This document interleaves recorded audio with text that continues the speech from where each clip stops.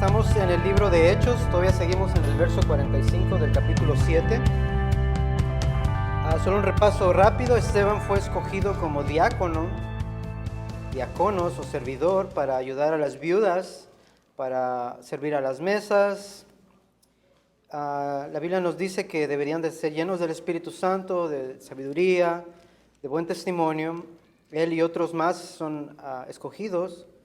Entonces Esteban, cuando está sirviendo a las mesas, la Biblia nos dice que él empezó a hacer prodigios, y señales entre el pueblo. Podemos concluir que eso llamó la atención, empezó a discutir, finalmente terminó en medio del Sanedrín, porque se le estaba acusando de varias cosas. Entonces vimos que una de las preguntas es de cómo le podemos mostrar a las personas que Jesús es el Mesías. No necesariamente que Jesús es el Mesías, pero que Jesús es Señor, que Jesús es Rey, que Jesús es la verdad, que Jesús es el camino. Entonces hemos estado viendo cómo Esteban, en su defensa, empieza a presentar esta defensa que 1 de Pedro 3:15 nos dice, que debemos santificar a Jesús como lo máximo, poner a Jesús como lo más grande, como presentando defensa con mansedumbre y respeto a cualquiera que nos diga por qué creemos lo que creemos. Los cargos que se le dan a Esteban es blasfemar contra Moisés y contra Dios y hablar del lugar santo en lugar del templo. Estas mismas cosas fueron con las que acusaron a Jesús, que quería destruir el templo y que quería deshacerse de la ley.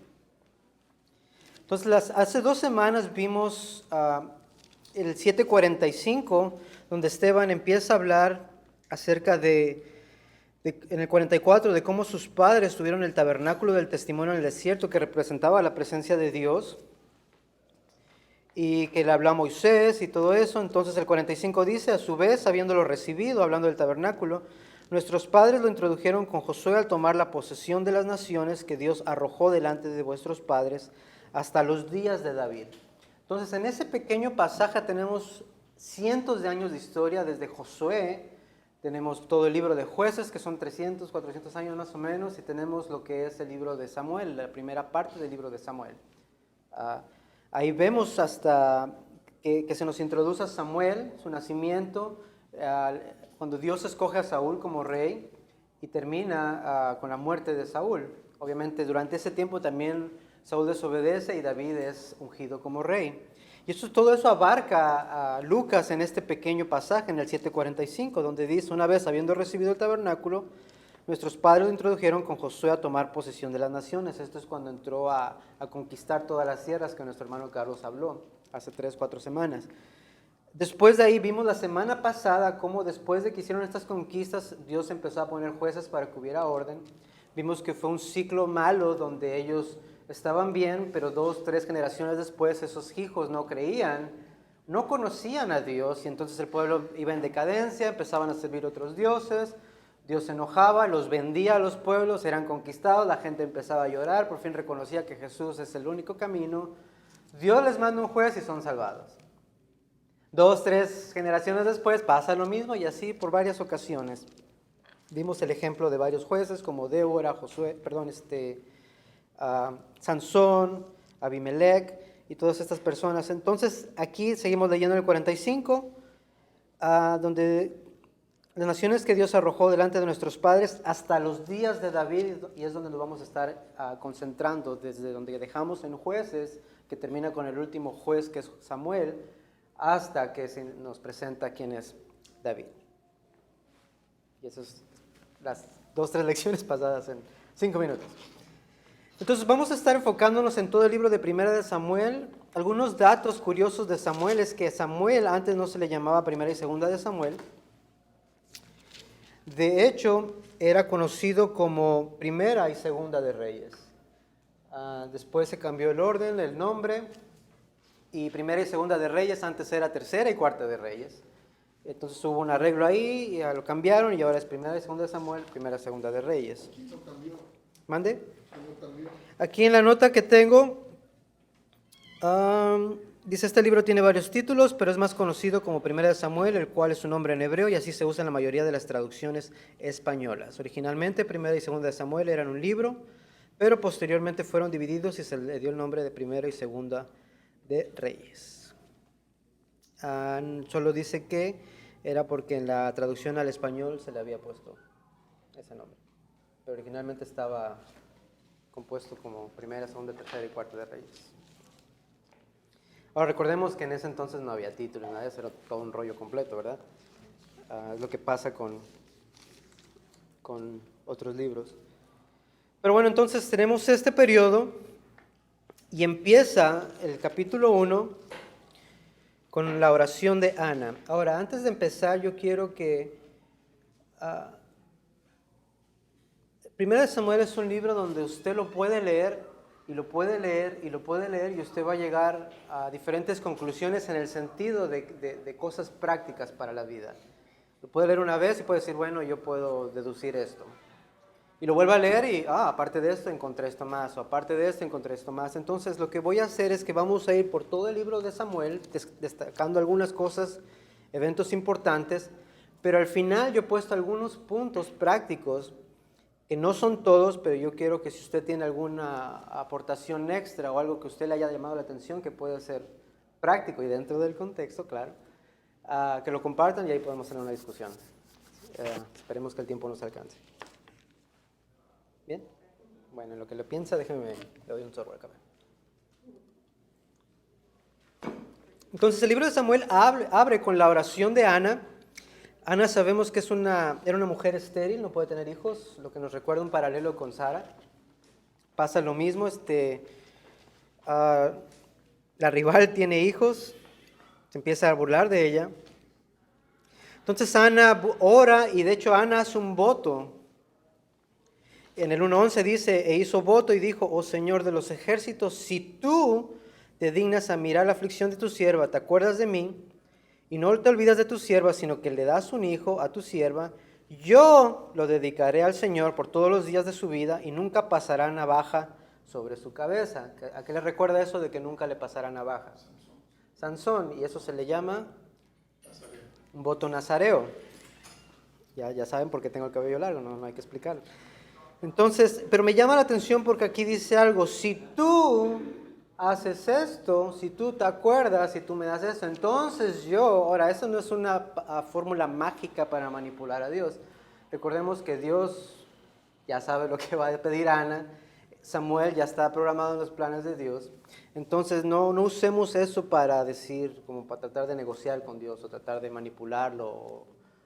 Todo lo hemos hecho. Yo también me declaro culpable. Señor, si tú me sacas de esta situación, te prometo que voy a hacer esto. En el caso de que vimos de Jefté hace 2 semanas, él hizo lo mismo, solo que a él le pasó algo muy feo. Él dijo, Señor, si ganamos, el primero que me salga al encuentro, ese lo voy a sacrificar para ti. Y le salió la hija y pues concluimos que sí la terminó matando. Pero aquí Ana hace esto, Ana amaba al Señor, Ana cumplió, de hecho el Señor le dio el hijo. Y cuando nació, ella se esperó a que terminó hasta que lo destetó, dice aquí.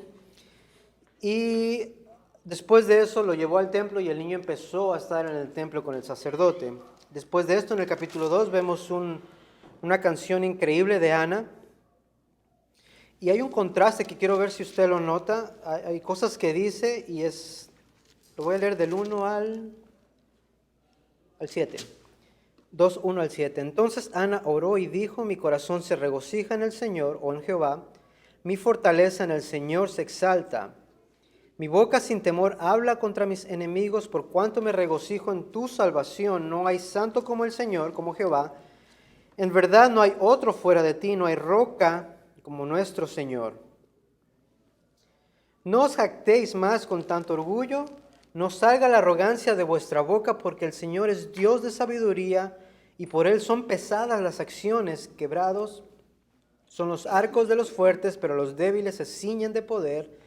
Los que estaban saciados se alquilan por pan y dejan de tener hambre los que estaban hambrientos. Aún la estéril da a la luz 7, mas el que tiene muchos hijos languidice. El Señor da muerte y da vida, hace bajar al Seol y hace subir. El Señor empobrece y enriquece, humilla y también exalta. ¿Qué puede concluir de estos pequeños pasajes? Que Ana llegó a conocer a Dios de una manera personal. Es en los momentos de prueba cuando sabemos en quién creemos, cuando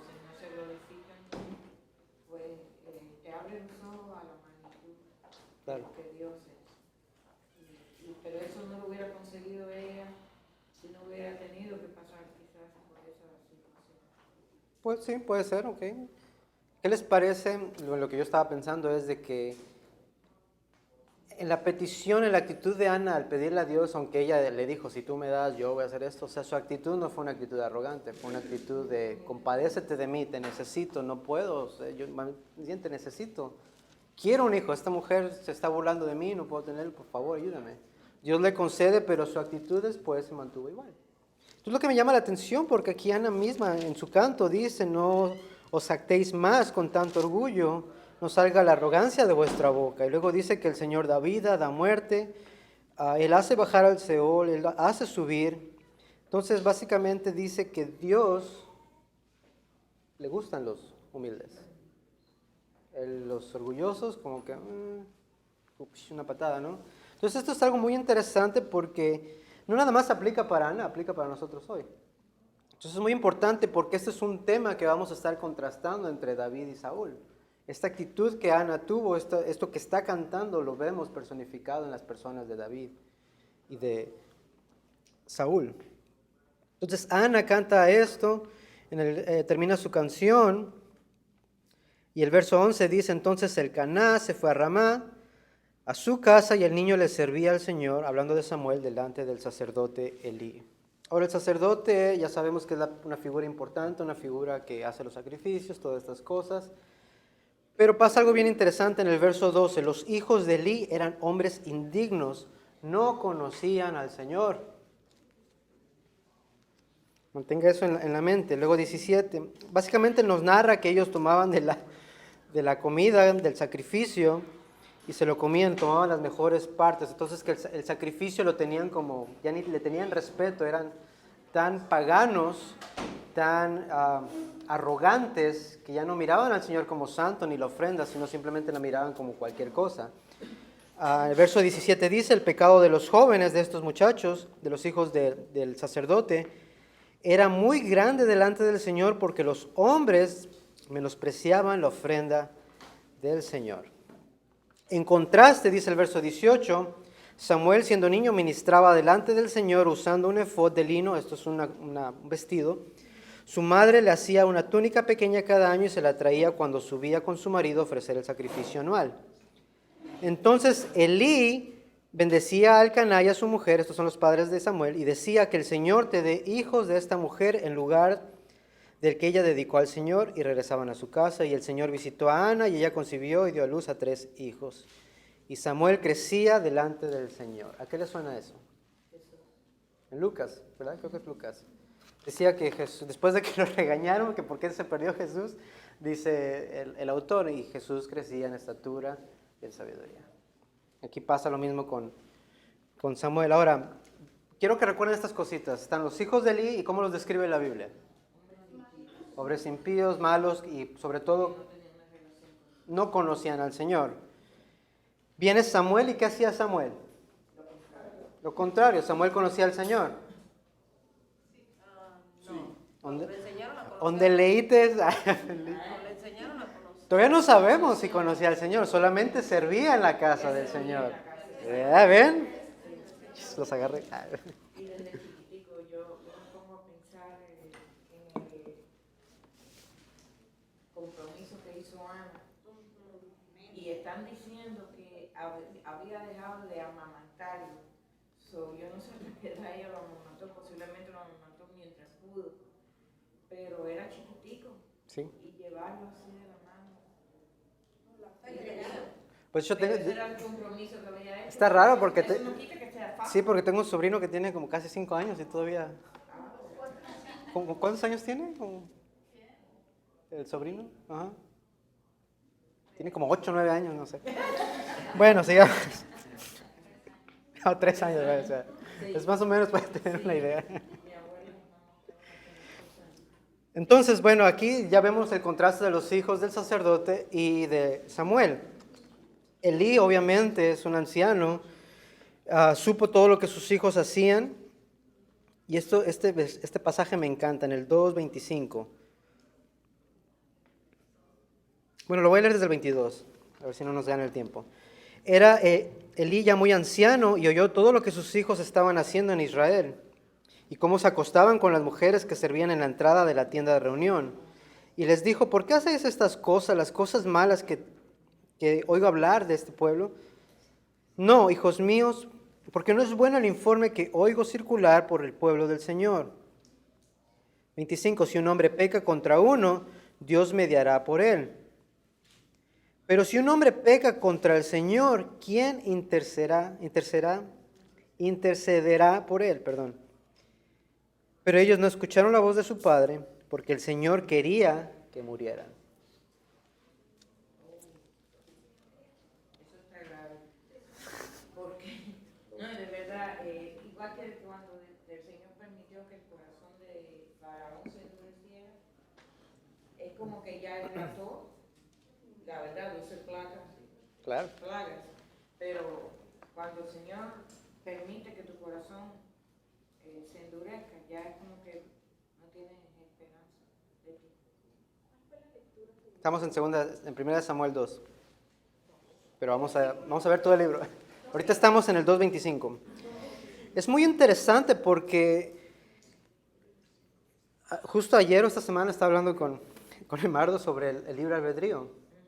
Y discutía también con mi primo sobre esto, en qué tanta libertad tenemos para ciertas cosas. Pero por ejemplo, cuando leemos cosas como esta, de que Dios quería que murieran, ¿dónde queda el libre albedrío de estas personas?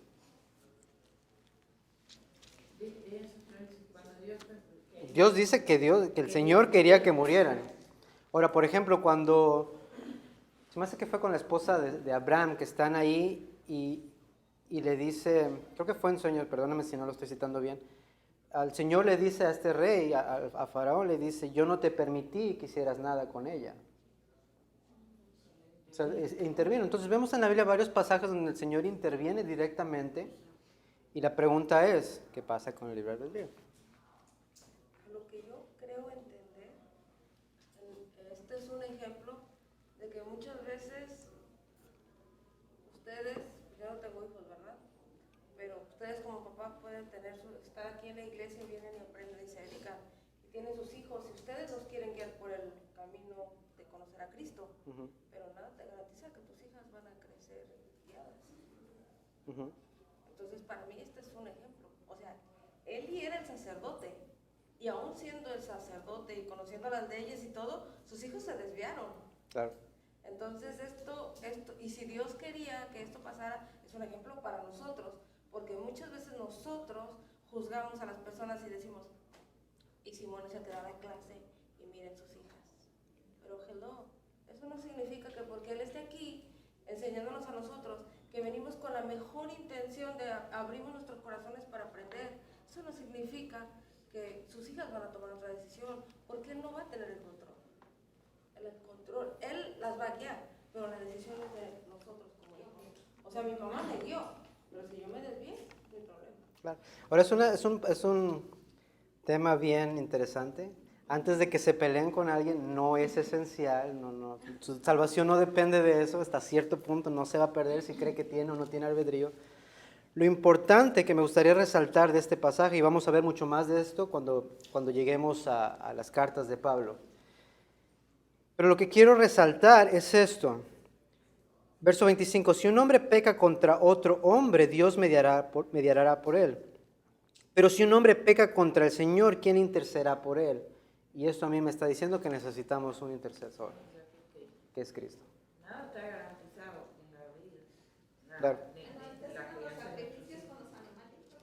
¿Mande? Antes eran los sacrificios con los animales. Claro, pero era temporal. Sí, y no solo eso, ¿tú te acuerdas cuando compraban la palomita en vez de estarla cuidando y entonces mandaban a los cabritos que tenían perfecto? La gente siempre le ha tratado de dar la vuelta para hacer lo que ellos quieren. Claro. Ahora, hay muchas cosas acerca de eso. Nada está garantizado, nuestros hijos no están garantizados porque nacieron de padres cristianos. Sí hay que trabajar duro para estar con ellos. Esa es la única garantía que tenemos en la vida, porque la palabra dice que al niño que se le enseñó aún cuando fue de 10, no se Claro. acordará de él. Amén. Sí, yo creo que la cuestión esta del libre albedrío es, los queda a nosotros para ser nosotros responsables de nuestros propios actos. Ujú. Y en este caso, Dios está tomando responsabilidad de su acto. Entonces, el libre albedrío precisamente es ese. Yo escogí ser malo, yo soy responsable de ello. Pero aquí Dios es el que se responsabiliza, aparte de ser dueño de todo. Dice, bueno, yo te di libre albedrío y te lo quito. ¿Podríamos decir, en base a lo que tú me estás diciendo, podríamos decir que Dios es el autor de esa maldad? No de la maldad, sino que estamos discutiendo dónde quedó el libre albedrío. Ujú, sí, claro. Entonces el libre albedrío es el que nos hace responsables a nosotros. Ujú. El libre albedrío de ellos escogieron ser malos. Entonces ahora Dios les quita el derecho de tener ese libre albedrío y dice que mueran. O sea que no tenían libre albedrío. ¿Cómo? O sea que no tenían libre albedrío. Él puede quitar. Él puede quitar y poner. Interesante. Es el dueño de todo. Eduardo, una última más para continuar. Sí, en el contexto, ellos usaron su libre albedrío para hacer lo malo. Ellos sabían las leyes y decidieron hacer lo malo. Ujú. Ahora lo que está mostrándose ahí al final es como la conclusión, ¿no? Como Claro. lo que Dios va a hacer Consecuencias. de acuerdo a los actos que haya hecho cada persona. Sí. Entonces está mostrando lo que ya viene. Por eso, dentro de la vida que les dio, del contexto de la vida completa, ya Dios decidió hacer el juicio final, Claro. a pesar de que ellos podían haber sido jóvenes, pero hasta ahí le dio la vida y dijo, ya no quiero que vivan más, mejor voy a vivir la Claro. vida". Y la clave está en el 12, no conocían al Señor. Claro, entonces. Dios nunca vio el arrepentimiento en ellos. Entonces, No, de hecho ni conocían a Dios, no se iban a arrepentir. no, Claro. pero por eso a lo que voy es cuando dice, y Dios quería que murieran o quitarles la vida, Ajá. era porque no había arrepentimiento en ellos. Claro, o sea, al igual Dios sigue siendo justo. Pero vamos a continuar, cuando sí, porque si no aquí no vamos a... Les va a quitar su libre albedrío. Vamos a seguir. Por favor. Entonces, eso pasa. Después en el 32 es la profecía acerca de cómo iban a morir. Más bien de que iban a morir. Dice, y verás la angustia de mi morada a pesar de todo el bien que hago a Israel. Y nunca habrá anciano en tu casa. Este Dios hablándole al papá de estos muchachos. 33, sin embargo, algunos de los tuyos no cortaré de mi altar para que tus ojos se consuman llorando y tu alma sufra. Pero todos los nacidos en tu casa morirán en la flor de su juventud, y para ti esta será la señal que vendrá en cuanto a tus dos hijos, Ofni y Finés. En el mismo día morirán los dos. Y esto se cumple en Primera de Reyes 2, 26 y 27. 2, 26 y 27. Entonces, de ahí llegamos al llamamiento de Samuel. Dice que la palabra del Señor escaseaba en aquellos días, en el capítulo 3:1, y las visiones no eran frecuentes. Después Dios le habla a Samuel. Samuel piensa que es el sacerdote, pasa esto varias veces, pero chéquense el 3:7, cuando ya va 2 veces con el sacerdote porque pensó que él hablaba, y dice, y Samuel no conocía aún al Señor, ni se le había revelado aún la palabra del Señor. Samuel servía, Samuel estaba ahí ayudando en todo, pero él todavía no conocía al Señor. Entonces el Señor volvió a hablar a Samuel hasta que por fin le hace caso, le dice al sacerdote, ve y haz caso, le dice que hace. 19, Samuel creció y el Señor estaba con él, no dejó sin cumplimiento ninguna de sus palabras. Verso 20, y todo Israel desde Dan hasta Beerseba supo que Samuel había sido confirmado como profeta del Señor. Aquí vemos una palabra clave, 2 cosas. 19, todo lo que dijo Samuel se cumplió. Y la segunda en el 20, y todo esto había confirmado que Samuel en verdad era un profeta de Dios. ¿Se acuerdan en el Nuevo Testamento? Las señales, los milagros confirmaban a las personas que eran enviados por el Señor. Entonces este mismo concepto ya venía desde el Antiguo Testamento. Dios usaba estas cosas para confirmar que esa persona era en realidad mensajero de Dios. Ahora, hay otra cosa más interesante. Todo lo que dijo se cumplió. Y esto es algo que podemos relacionar a hoy. Hoy hay muchos profetas, entre comillas, y apóstoles. Muchos de ellos les ha fallado por lo menos una vez. Un ejemplo así que se me viene a la mente, Benny Hinn, que dijo que Jesús regresaba en los 90s, ya estamos en 2030 casi y Jesús no vino. Bajo Deuteronomio 18 me parece, Benny Hinn es un falso profeta. No estoy diciendo que es falso maestro ni nada de eso, en ese aspecto, en esa área es un falso profeta y bajo la ley debería de ser muerto. Samuel, todo lo que dijo se cumplió, todo lo que el Señor le enseñaba fue hecho y eso le daba autoridad, lo confirmaba como enviado de Dios. 21, y el Señor se le volvió a aparecer en Silo, porque el Señor se revelaba a Samuel en Silo por la palabra del Señor. Entonces, las lecturas de la semana empiezan aquí en el 4. A los archienemigos de Israel, los filisteos, estaban en Ebenezer. Israel acampó junto a Ebenezer, mientras que los filisteos habían acampado en Afec. Entonces vemos que aquí los filisteos se juntaron ahí en orden. Israel fue derrotado delante de los filisteos, mataron como 4,000 hombres. Y el 4:3 dice, cuando el pueblo volvió al campamento, los ancianos de Israel dijeron, ¿por qué nos han derrotado hoy el Señor delante de los filisteos?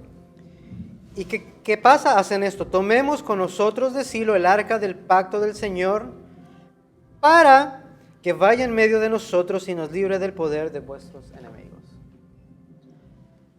Que nos derrotó el Señor, ¿qué onda? ¿No que somos su pueblo? Ya sé, vamos a llevarnos el arca, porque el arca representa la presencia de Dios. Seguro el arca nos va a ayudar a vencer, ¿correcto? Más adelante dice, y aconteció que cuando el arca del pacto del Señor entró al campamento, todo Israel gritó tan fuerte que la tierra vibró. Al oír los filisteos el ruido del clamor, dijeron, ¿qué significa este gran clamor? Entonces comprendieron que el arca del Señor había llegado al campamento. Los filisteos se espantaron tantos que dijeron, ¡ay de nosotros! O sea, estaban aterrorizados. Verso 8, ¡ay de nosotros! Verso 9, cobrad ánimo y sed hombres, oh filisteos, para que no lleguéis a ser esclavos de los hebreos. Verso 10, y pelearon los filisteos y le ganaron a Israel. ¿Qué pasó? Les falló el arca. Y ese día murieron 30,000 soldados a pie. Y lo peor, el arca, el verso 11, el arca de Dios fue capturada y murieron los hijos de Eli, Ofni y Fines. Ahí se cumple la profecía. En primera de Samuel. No le falló el arca, es que yo lo busco. Ellos no tenían lo que estaban tomando el arca como un amuleto. Eso es lo que andaba buscando. La gente, déjame llevarme esto, la gente que tiene cosas puestas en el carro para que los aleje y después tú puedes ver el carro todo borracheado y se cosita gritando todavía porque usan eso como, están tratando de usar a Dios como un amuleto y no tenían una relación personal con él. Ahora, ¿hacemos eso hoy en día? Totalmente. ¿Qué les parece la frase cuando va a salir a la calle? O que le dice a alguien, que la sangre te proteja. Eso fue. Suena bien. ¿Es bíblico? No sé, la sangre, yo sé que la bendición sí es. Que te protege de ir para el infierno porque está justificado por el Claro. poder de Cristo, Pero no un accidente, ¿verdad? Claro. Entonces, Tenemos la Biblia ahí como un amuleto nada más. claro, no, ¿qué pasó? No haciendo eso, léala. Claro, claro. Hay mucha gente que se dedica a eso, que está hablando y profetizando. Yo no creo en eso, pero en mi casa tengo las Biblias de estudio como en las esquinas para que... Nada, espera. Y una veladora. Sí. Y eso también de que ponen las Biblias abajo de cuando van a construir una iglesia y todo eso, eso es un amuleto. Bueno, ahí yo creo que es algo simbólico, ahí no tengo opinión sobre eso porque... Yo tengo a la mente algo ahorita, como a manera de pregunta y comentario. A ver. Hay una enseñanza ahorita circulando que dice que la salvación no se pierde. Aquí podemos aplicar esto, que ellos estaban confiados en que eran el pueblo de Dios, llevando el arca, la iban a armar, ¿verdad? Ajá. Entonces, eso me viene a la mente, que hoy día hay mucha gente que sigue creyendo que media vez aceptó a Cristo una vez y sigue haciendo lo mismo que hacía antes, ya no perdió la salvación. Eso es un tema bastante profundo, pero lo estoy relacionando por el comentario que hacía de vamos a llevar el arca porque pues, Claro. hacemos, ¿verdad? Claro, ahora la salvación es un tema muy bonito. Más profundo. Claro, eso que dices de que la salvación no se pierde no es un tema reciente, eso es bíblico desde desde el principio. De siempre. Sí, Pero- no siempre se está destapado, ahora se está viendo más. Claro, Aunque el tema siempre ha existido, pero ahora se le ha dado más auge. Yo creo Claro. que va y viene. Yo conozco mucha gente que sí, ya una vez ya ellos están, y están armando con la quinta mano. Y yo pienso que eso es como la salud. Tú tienes que mantenerte si quieres estar sano. Y si no, pierdes salud. La posición de ese bautista es si esa persona cae en lo mismo, quiere decir que nunca fue cristiano desde el principio. gracias. Así mismo. Ahora, yo veo eso un tema complicado. Y no quiero... Miren, Jesús dijo, de lo que me diste, nada se pierda. Si yo soy de Dios y Jesús dice de lo que yo soy de Él, ¿cuál es la conclusión? Que no me puedo perder. Si soy nacido de nuevo. Eso respondería entonces que cuando usted define con Isaí, Ujú. como dice ahí en la escritura, que nunca conocieron a Dios, aunque estaban dentro del pueblo Claro. de Dios, hacían lo malo. Claro, Entonces, ellos nunca fueron cristianos porque nunca le conocieron. Claro. Entonces, aunque estaban dentro, seguían haciendo lo malo, ya sea que hayan estado afuera o que estaban claro, adentro, claro. porque no conocían a Dios, no tenían esa Claro. relación. Claro, de hecho, primera de Juan, me parece, dice algo similar. Salieron de nosotros y se fueron porque nunca fueron de nosotros. Entonces, creo que eso es un tema claro, pero no vamos a seguir. Espérense a que lleguemos allá porque se adelantan. Justamente los misterios de Dios nunca los sabemos. Por ejemplo, a mi mamá siempre oró por todos, pero mi papá era el que iba, se salía y así estaba. Y mi mamá siempre orando y a veces ella llegó un momento en que ella dijo, Señor, ya yo no puedo, ya te lo dejo a ti. Y ella frustrada a veces, ¿verdad? Pero llegó el momento en que ella se calmó y con paz siguió orando por mi papá. Y aunque mi papá hasta sus 80 y tantos años fue que se besó. Wow. Entonces nunca sabemos qué pasa con Claro. las personas que oramos, que les pedimos, Claro. ¿verdad? Nuestro trabajo es predicar. La conversión viene de parte de Dios. Bueno, Hay continuamos. una parte en la Biblia donde dice que ellos probaron de la santidad de Dios o algo así, Sí, sí, sí. y después se desviaron. En Hebreos 6, me parece. Para mí eso quiere decir que hay personas que pueden encontrarse con Dios, de todas formas rechazarlo, sabiendo lo bueno que es Dios y simplemente no quieren estar con Dios, aún conociendo desde cierto punto de vista a Dios. Entonces, eso puede ser gente que están entre nosotros, que han conocido a Dios, pero no realmente han sido convertidos. O sea que Y nunca... se Sí, desaniman. claro. Claro, o sea que no son cristianos. Claro. Porque por el orgullo, por el querer ser independiente y otras cosas. Claro. No, sí, un tema muy bonito, pero... Y pueden ser hasta líderes de la iglesia. Claro, totalmente de acuerdo. Benigno comes to mind. Ahora dice, claro. no debemos juzgar. No estoy jugando, estoy diciendo que está entre nosotros, está predicando. Claro. Ahora, en el caso de él, dentro de la categoría donde yo lo tengo a él, no tiene nada que ver con que si hace cosas buenas o malas, sino lo que enseña. Sí, a mí Entonces, me esa es la incomoda cosa. mucho. Pero Claro. si es cristiano, eso tiene que ver con el Dios. Claro. Bueno, continuemos. Después de aquí, que se llevan el arca del pacto y todo eso, los filisteos empiezan a ver las consecuencias, y una de estas consecuencias es que cuando se llevaron el arca y la pusieron en la casa de Dagón, el dios de ellos, Dagón es un hombre pez, por decirlo así, un sireno. Entonces él, le pusieron el arca del pacto ahí como señal de que ya les ganamos, ya le hicimos. Si lee la historia, al siguiente día Dagón estaba tirado en el piso.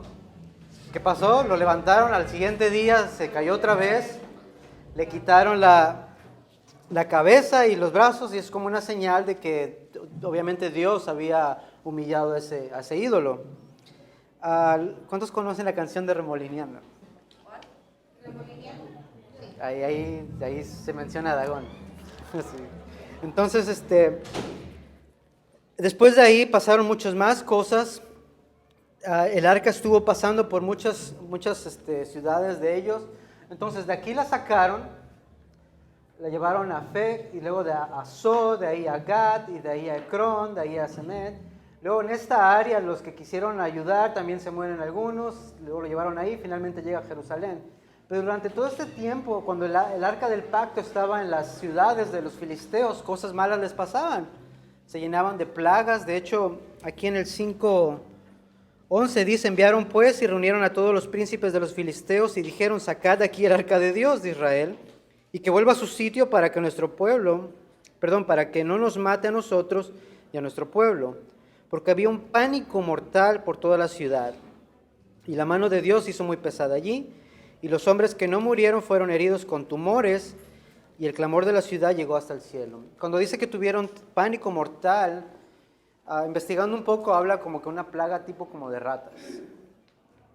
Entonces tiene sentido porque más adelante se menciona esto. Cuando regresaron el arca, dijeron: no, o sea, ya hicimos esto, vamos a regresarla, pero vamos a mandarle unos regalitos, ¿no?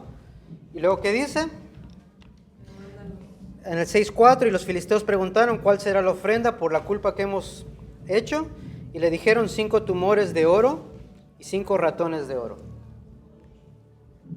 Entonces vamos a hacer esto representando las plagas para, sorry. Entonces está interesante. Lo que significaban los tumores y las ratas eran las plagas. Ujú. Sí, las calamidades que Dios les mandaba. Pero en uno de los comentarios que hay, el comentarista dice que ellos, los tumores y las ratas y todos los que enviaron como regalo eran los dioses de los filisteos, que los adoraban ellos como dioses. Puede ser. No leí eso. Es más que nada lo que poco que investigué sobre esto es en relación al tipo de plagas. Ahora, depende a quién leas, dice que una era consecuencia de otra. Entonces, como cuando vimos las plagas de Egipto, o sea, viéndolo de manera lógica, siempre la plaga que seguía era consecuencia de la plaga anterior. Lo milagroso de las plagas fue la magnitud en la que se presentaron. Entonces, puede que también sea por ahí. Perdón, pero tiene sentido, porque en realidad, ¿de dónde optaron por hacer eso? O sea, de su De ley Mello, ellos, de Mello, pero de sí. su ley de ellos, no que Dios les hubiese mandado un mensaje. Claro. que hiciera. Claro. O sea, realmente era más simbólico para ellos que lo que puede simbolizar para uno. Claro, sí, totalmente de acuerdo. Entonces por fin llega el arca a Kiriat Jeraim, que es aquí, en el 7. Y después de ahí el arca estuvo 20 años. Después llegó ahí Samuel, hizo un sacrificio, y desde allí que ya el pueblo se arrepintió, que el pueblo volvió a Dios, entonces el pueblo empezó a volver a ganar, y ahí Samuel juzgaba al pueblo. Entonces pasan todas estas cosas en este periodo. Ya regresó aquí el arca, están ganando las guerras, se arrepintieron, están adorando a Dios, se deshacen de todos los ídolos, y se le ocurre al pueblo de Israel: bueno, ¿sabes qué? Como que nos falta un rey, porque esto de la teocracia y depender de Dios, como que necesitamos a alguien que vaya por nosotros enfrente, que nos guíe, ¿verdad? Y le piden un rey a Samuel. Ahora pasa algo bien interesante en el 8, que Samuel tiene hijos, pero el verso 3 dice: pero sus hijos no anduvieron por los caminos de él, sino que se desviaron tras ganancias deshonestas y aceptaron sobornos y pervirtieron el derecho. Que es lo que estábamos hablando, de que Samuel descuidó a su casa. El pueblo pide rey. Samuel habla con Dios, le dice: bueno, ¿qué voy a hacer? Y Dios le dice: no te preocupes, no te están rechazando a ti, me están rechazando a mí. Y Samuel les dice: ok, ¿ustedes quieren rey? Esto es lo que Dios dice. Así será en el 8:11, así será el proceder del rey que reinará sobre vosotros. Les va a quitar a sus hijos, los va a poner a servicio de sus carros, de su gente a caballo, y correrán sus carros. Los va a nombrar para servicio a sus comandantes, a otros para trabajar en el campo, para recoger las cosechas, para hacer armas de guerra. También les va a quitar a sus hijas para hacerlas perfumistas, cocineras y panaderas. Tomará todo lo mejor que tengan de sus viñas y de vuestros olivares y los dará a sus siervos. Del grano les va a quitar todo lo mejor y va a tomar el diezmo para darlo a sus oficiales. Le va a quitar a sus siervos, les va a quitar a sus siervas, todo lo mejor, los jóvenes, los asnos y los usará para su servicio. Les quitará los rebaños, el 10%, y en ese día clamaréis por causa de vuestro rey, a quien ustedes escogieron para ustedes. Pero ¿qué creen? El Señor no les va a hacer caso. ¿Está bien? ¿Quieren rey? Pero estas son las condiciones. Y 8:19, no obstante el pueblo se rehusó a escuchar a Samuel y dijeron, no, queremos que haya rey entre nosotros, a fin de que seamos como todas las naciones. Después de ahí, en el 9, Dios escoge a Saúl. Más adelante Samuel unge a Saúl, le da señales, todas las señales se cumplen. Saúl es escogido por sorteo, según. Sabemos que Dios tiene el control. Proverbios 16:33 dice que la suerte se echa en el regazo, pero la decisión es del Señor, diciendo que la suerte está controlada incluso por el Señor. Saúl empieza a reinar en el 11, y después pasa algo bien interesante, que Samuel le empieza a decir al pueblo, ustedes necesitan volverse, ustedes necesitan ser humildes, ustedes necesitan servir a Dios, pero no están haciendo nada de esto. Y en el 12:25 les dice, si perseveraren haciendo el mal, ustedes y su rey van a perecer. Las instrucciones son claras. Después de ahí se van a la guerra. Saúl tiene que esperar, Samuel nunca llega para hacer el sacrificio. Saúl hace su propio sacrificio, desobedece, y en ese entonces Saúl es descalificado y Dios lo rechaza. Como Israel le quita, más bien le advierte que no va a haber descendencia.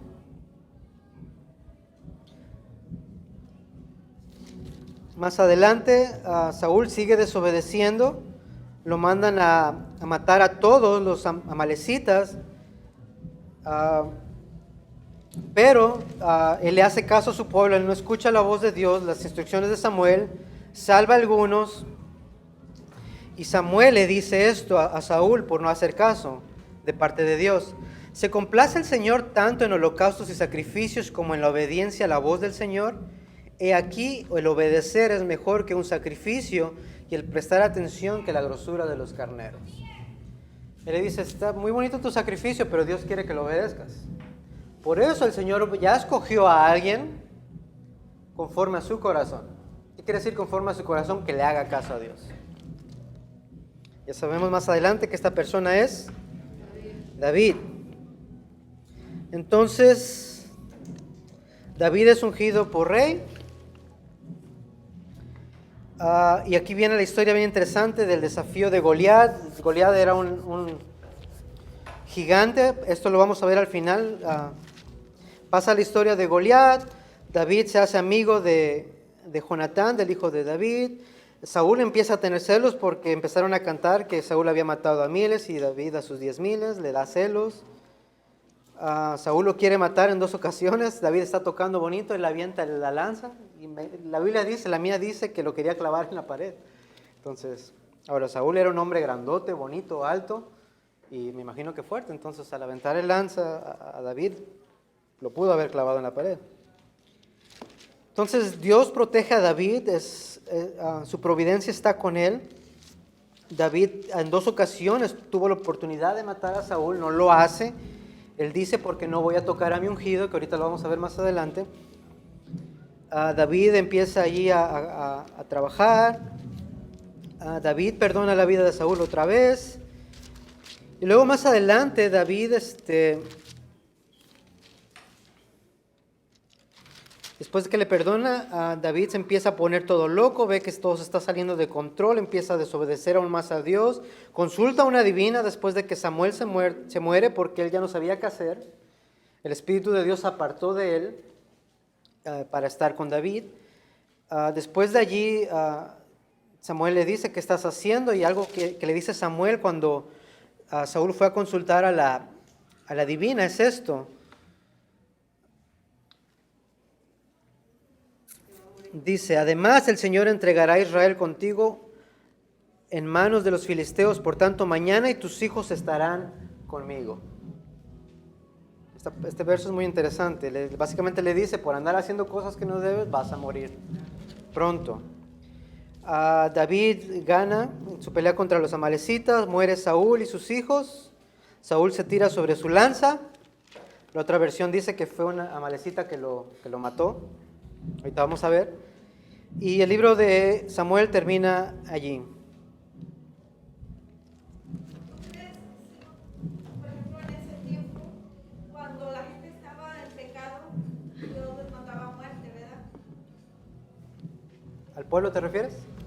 Sí, por ejemplo, a los hijos de Elí, a esta persona.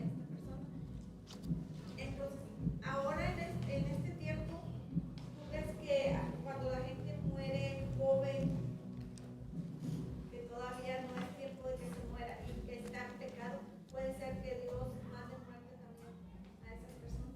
Aniquilar. No sabría decirte con un sí o un no contundente porque Dios es soberano y Él O sea, mucha de la gente que muere antes que está en pecado, tal vez es porque Dios, bueno, Dios siempre lo permite, ¿verdad? no, Pero si esa persona se arrepiente al último, Dios está misericordioso, que tú puedes estar en pecado toda tu vida y al morir tú aceptas al Señor y dices, Señor, perdóname, lo aceptaste de corazón, Él es plan de correr en los cielos. pienso que si una persona que es cristiana y está haciendo mal, Dios puede, si quiere, matarlo. Está siendo justo. O puede dejarlo, que se pierda, y Dios lo va a juzgar como quiera al final. Decir Dios puede castigarlo y matarlo por estar en pecado, yo pienso que sí. Que aplican todo el tiempo, en todas las ocasiones, no sé. No sé, eso solo le corresponde a Dios. A Saúl perdió porque fue a una hechicera. A una hechicera, no es porque... Bueno, Saúl ya venía en decadencia. Sí, ya venía en decadencia. Claro, Saúl ya estaba... Por eso Dios le mandó a eso. Claro, Y claro. yo pienso que mucha de la gente que ha estado viendo se arrepiente entre comillas porque sabe a dónde va. Y por temor a ir a donde va, se arrepiente cualquiera. O sea, si Dios te da un minutito si estás pecando, cualquiera va a decir, Diosito, perdóname, crea o no crea. Bueno, no hemos pasado por ese proceso, pues sí. Ahora, nosotros no podemos saber si en nuestros últimos momentos la persona está siendo sincera o no. Eso ya es entre Dios y Él.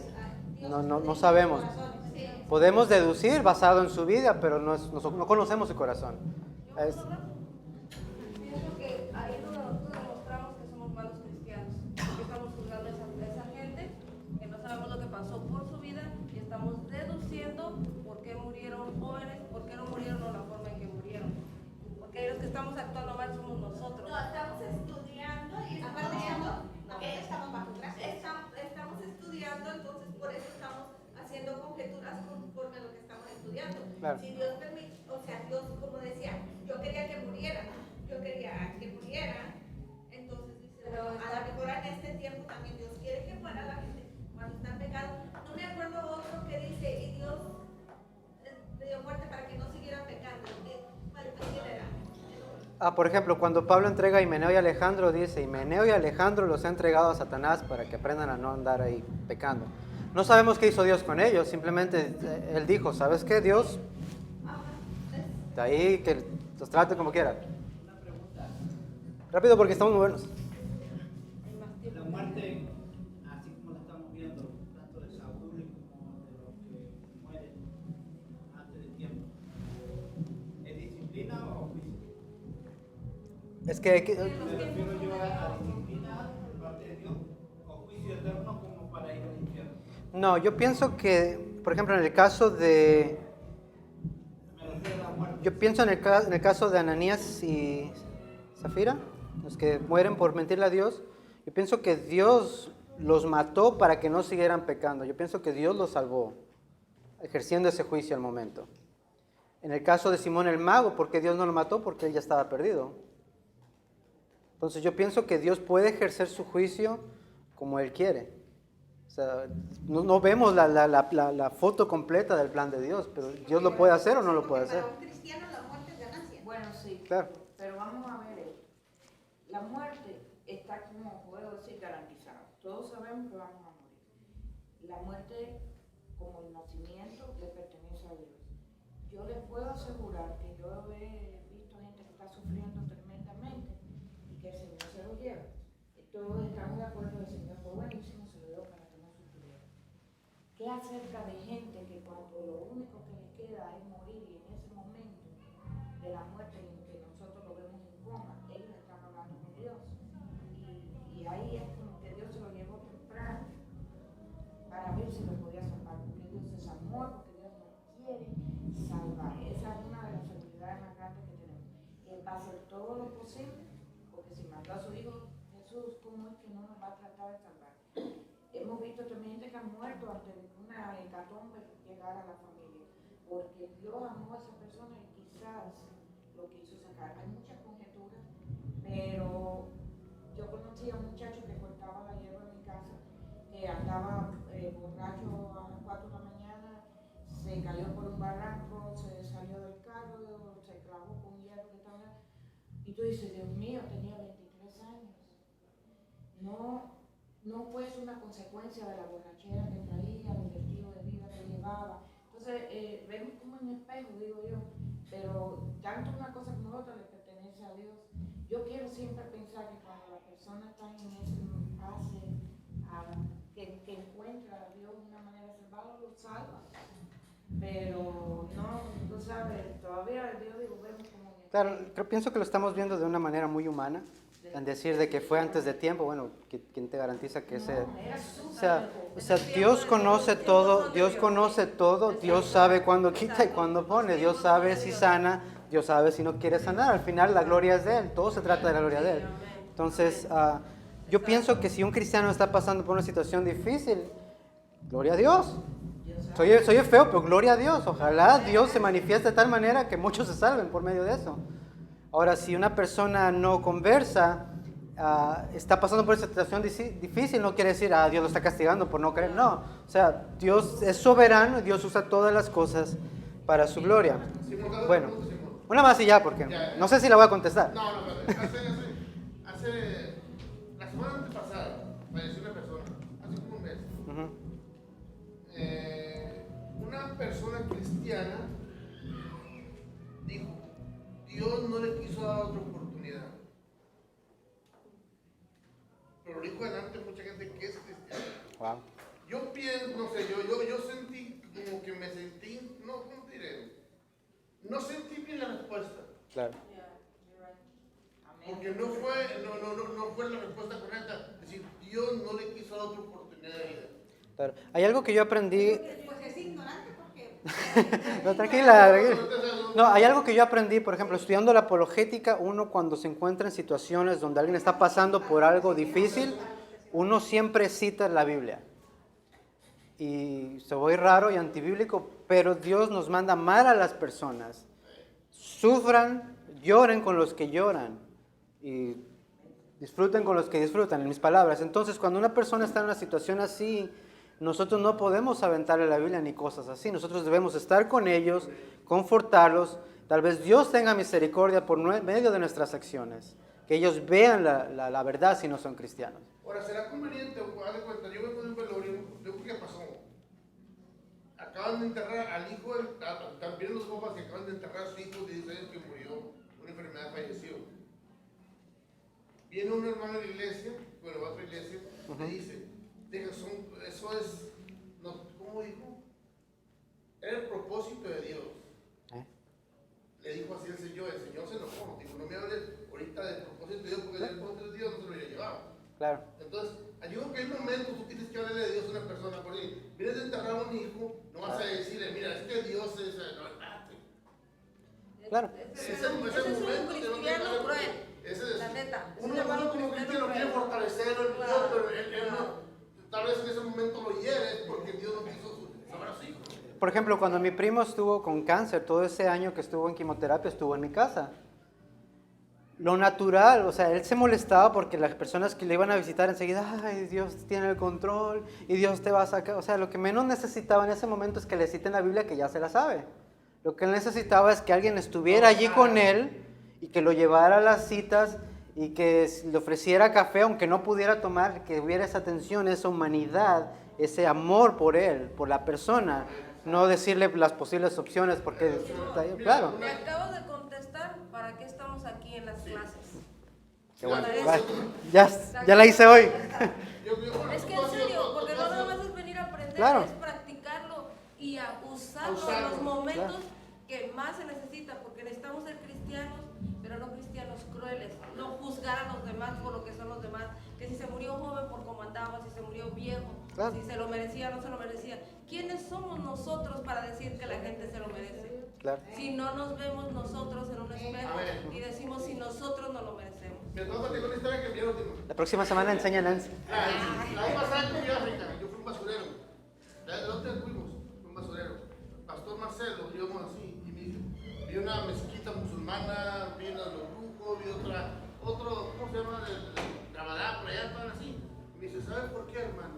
Ellos nos están, a los cristianos nos están bajando, nos están ganando, la gente ganando. Porque nosotros como cristianos vemos una persona con necesidad, llega ella y dice, hermano, estoy malo, déjame orar por ti para que Dios te sane. O no decimos, ven, 5 pesos para que te ayude. Claro. Todos queremos ayudar con oración, que no es mala la oración, porque Dios escucha y Dios dijo, ay, oren por los enfermos y sanos, yo los sanaré. Pero entonces, pues si una vemos una necesidad, queremos orar por aquel día, pero no nos sacamos un peso para darle, para que cubra su necesidad. Claro. Ahora sí. Ellos lo que hacen, oran por ti y sacan un peso y le dan Claro. suplo su necesidad ahí. Ahora, si te piden que oren por ellos, claro, dale. Pero si te dicen que están en necesidad, no te, voy a orar por ti, ok. Tienes dinero, ayúdalo. Pero bueno, puntos prácticos para la casa. ¿En qué está nuestra confianza? ¿En Dios o en amuletos cristianos? No, pues ese es de aquí. La segunda, sus hijos no anduvieron por los caminos del Señor. ¿Estamos guiando correctamente a nuestros hijos o solamente estamos salvando al mundo menos a nuestra casa? Exactamente. Que yo estés por su casa empieza. ¿Claro? No, pero tú puedes guiar a tus hijos, pero tus hijos tienen la decisión de lo que van a hacer. Miren, pasó algo esta semana.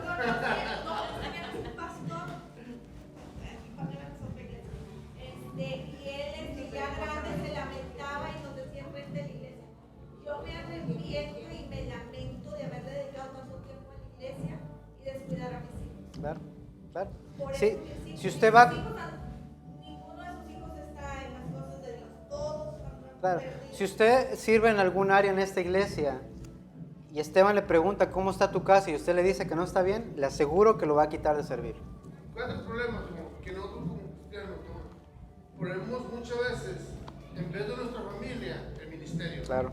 Es lo que tengo que hacer, primero tu relación con Dios, segundo tu familia y tercero el ministerio. Todos los cristianos que están en la iglesia, que la gente los vea, servir a Dios por nuestra familia, por acá está por la calle, la Claro. madura, como se dice. Entonces nosotros tenemos que entender que en relación con Dios, mi familia y la iglesia. Claro, claro, hay otras prioridades. Entonces, por ejemplo, en ese tema de los hijos, pasó algo muy interesante esta semana. ¿Dónde está? Se me perdió. Y me están viendo todos. Ahí está. En los hijos, yo una vez ya lo he contado, una vez me senté con Alessandra a hablar de por qué yo creo que soy cristiano. Alessandra es mi hija mayor. En ese día no se convirtió, está bien, pero por lo menos ya sabe por qué yo sí soy. Tiempo después, cuando nos venimos a esta iglesia, aceptó al Señor y se bautizó y wow, qué bueno, excelente.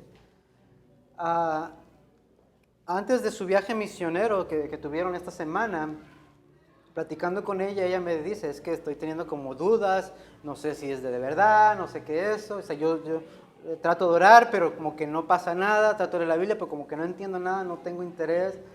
Y pues uno como padre puede tomar dos opciones, o me privo y le empiezo a tirar, pero la Biblia dice, y por esto, y la evidencia, y la resurrección, o no te preocupes, voy a orar por ti, que cuando sea el tiempo, que Dios te revele lo que te va a quedar a tu tiempo.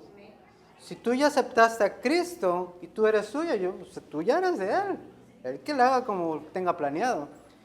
Total, fue este viaje y ya había leído el Salmo 23 por bastantes veces, ya lo habíamos estudiado, pero por fin tuvo sentido. Por fin dijo, wow, no lo había entendido, wow, Dios está conmigo, wow, no sabía que Él no va a permitir que nada me pase. No sabía que aunque ande en valle de sombra de muerte, no tengo que temer.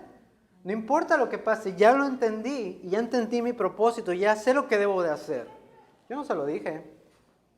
Yo no tuve nada que ver en eso. Todo es el trabajo soberano de Dios en la vida de ella, lo que cumple, lo que dice su palabra. Todo lo que el Padre le dio a Jesús, nada se puede perder. Pero ¿cuál es nuestro trabajo? Inculcarles. ¿Qué dice Deuteronomio? Ponlo en las puertas de tu casa, ponlo en tu mano, en la frente, en la cara, en la computadora, al entrar, al salir, en el carro, bumper sticker, en el café, en todas partes. Satura a tus hijos de la palabra de Dios y cuando fueren grandes no se va a perder. Entonces, eso es Dios. Gloria a Dios. También es el ejemplo. Predica con el ejemplo. Claro. Entonces, otro punto para la casa, obediencia sobre religiosidad. Es bonito venir a la iglesia, es bonito servir, pero Dios prefiere obediencia. Humildad sobre orgullo, Saúl contra David. En el 18:7, Saúl mató a miles y David a 10,000. Por esa cosita Saúl se puso todo loco. Es que Simón, tal persona enseña mejor. Está bien, gloria a Dios.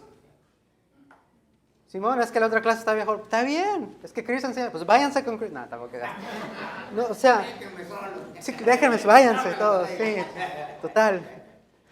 Sí, claro, o sea, humildad es mejor que orgullo. Además, humildad es un fruto del Espíritu. Parte del fruto del Espíritu. Ya me estaban viendo feo por allá. Otro punto, amor al prójimo. Jonatán, por ejemplo, cuando dice que en el 18:1 que Jonatán amó a David como a sí mismo, no lo amó con ese amor homosexual que muchos quieren enseñar. Fue ese amor, como dice Levíticos 19:34, amarás a tu prójimo como a ti mismo. Como tú te amas, así como eres de orgulloso contigo, de que tu ego está por... Bueno, ese amor que te tienes debe ser igualito para aquel que te dice cosas feas. Igualito. Entonces, sea amoroso. ¿Qué más nos enseña Primera de Samuel?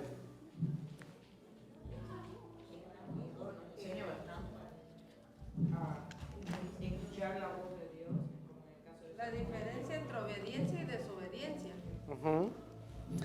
definitivamente creo que nos enseña que hay que guiar a los hijos que tú hablabas. Si bien es una relación personal entre una persona y Dios, tu responsabilidad, y lo que recuerda la Biblia, es de guiarlos. Y el profeta, no, yo conozco gente, no, ya tiene 10 años, ya no le puedo decir que venga a la iglesia. Claro. Pero Tú puedes decir y lo puedes guiar. Y al final tú vas a cumplir como padre, pero no lo puedes obligar. Claro. Tú no te puedes divorciar de tus hijos. No, claro, pero no lo puedes Eso es obligar. la lucha, no es fácil. Ella sí viendo de aquí. Claro. No es Claro. pegamiento. Ahora No, sí porque yo vengo porque quiero, no porque mi mamá me presiona. Ella va a cumplir con decirme y motivarme. Pero ella si- presiona a la mamá, ¿no? Sí, algo así, ¿no? Pero si yo vengo nada más por hacerla feliz a ella, Claro, claro. Pero cuando son niños hay que obligarlos a venir. claro, es Bueno, como ok. hablando de niños. Lea la Biblia y va a encontrar la respuesta en esas áreas, sí, porque... Claro. Ahora, es como cualquier cosa.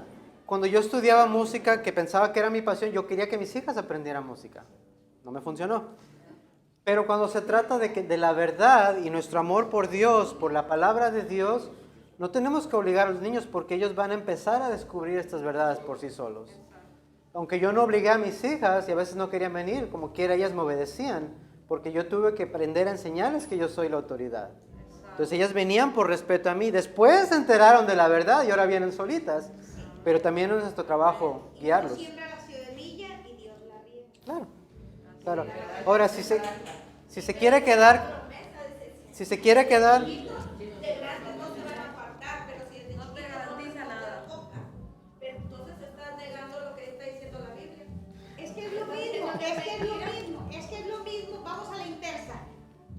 Si en la casa fuman, si en la casa toman, si en la casa hacen unas pachangones y se amanecen, lo mismo van a hacer los jóvenes.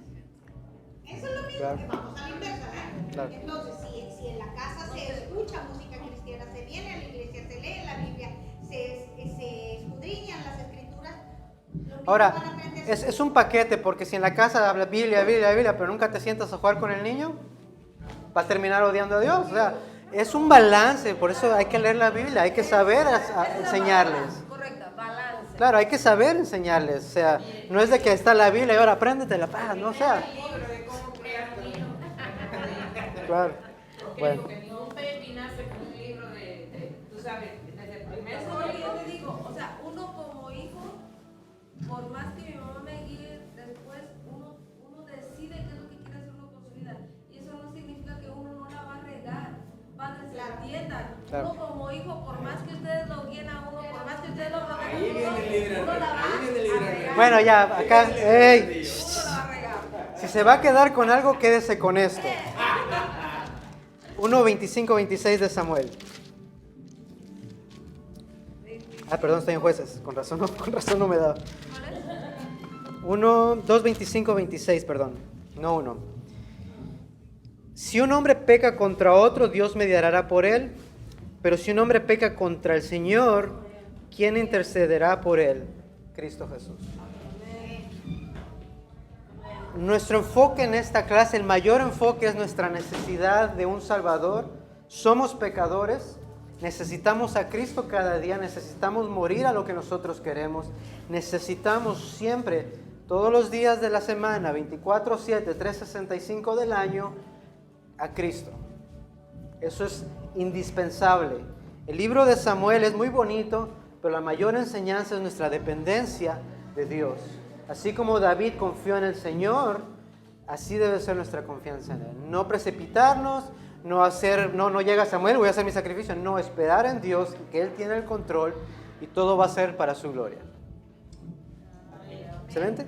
Bueno. Dios, te doy gracias, Padre, en esta mañana por tu palabra. Gracias, mi Dios, por el privilegio que nos das de poder compartir juntos, de expresar nuestras opiniones, Señor, de hablar de tu palabra. Padre, te pedimos, Señor, que siempre en cada cosa que digamos tú seas glorificado, tú seas exaltado. Padre, perdona nuestras ofensas, perdona nuestro tal vez mal entendimiento de tu palabra en algunas ocasiones, Señor. Te pedimos que tu Espíritu Santo nos siga enseñando, abriendo nuestra mente, Señor, a todas estas verdades. Sobre todo, mi Dios, que las usemos, Señor, para tu gloria, para glorificarte a ti, Cristo Jesús. Te agradezco, mi Dios, por la vida de mis hermanos. A ti te doy la honra, te doy la gloria, por causa de tu Hijo Jesús, nuestro Señor, nuestro Salvador.